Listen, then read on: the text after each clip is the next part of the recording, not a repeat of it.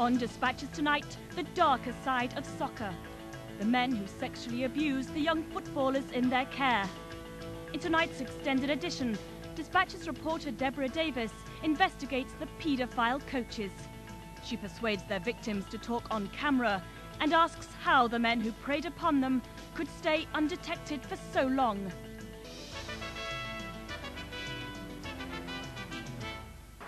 Football was a forum for the abuse, and it was his link to put him in a position where there were lots of young people, lots of children around, in order to be able to select those people for abuse. Barry Bennell was a star maker. He was a Pied Piper with youngsters. He ran youth squads for Manchester City, feeder teams for the main club. And said, look, I will find you young players. He's found England internationals Rob Jones of Liverpool, David White, Sheffield United, Andy Hinchcliffe, Everton, and teammate Wales international Gary Speed.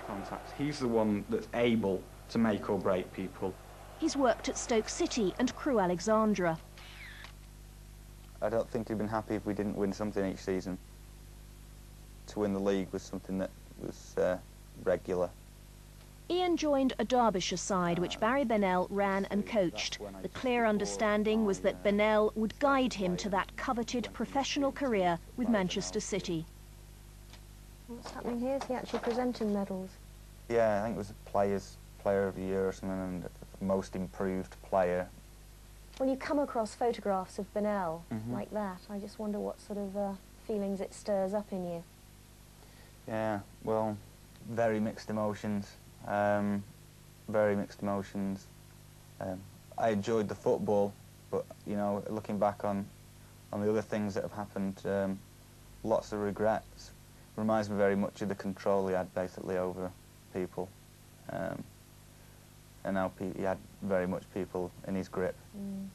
He was very disciplinarian with regards to how much physical effort you put into the game and how much dedication you had towards it. And if you weren't prepared to dedicate yourself to it, then his attitude was, go and find another club to play with.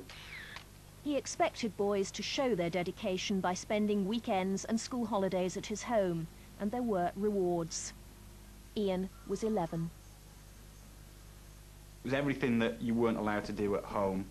Video machines, all the videos you wanted to watch. It was takeaway meals, clothes and kit strewn everywhere. Freedom from your parents. Sat in his living room watching a video of some sort, sat on the sofa, and he he suggestively placed my hand on his crutch, and then within his trousers, and I think, again, using the word hindsight a lot, but looking back in hindsight, I think that was a testing ground for him to see even what he could get away with. Very quickly, within the next visit or so, developed into oral sex.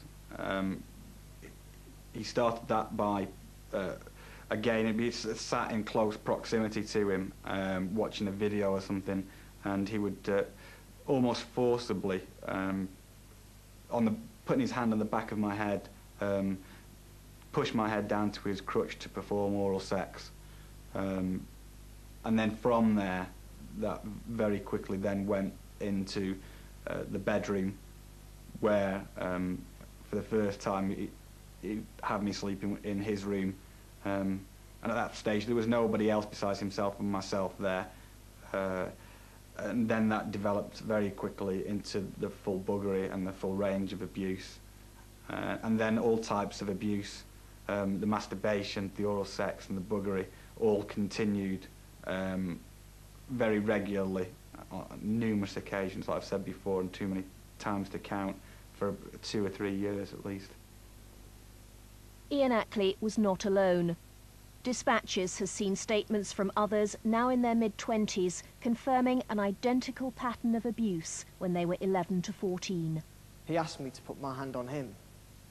Then he started touching me all over, my stomach, my arms, legs, my penis. Later, at his flat, there was oral sex.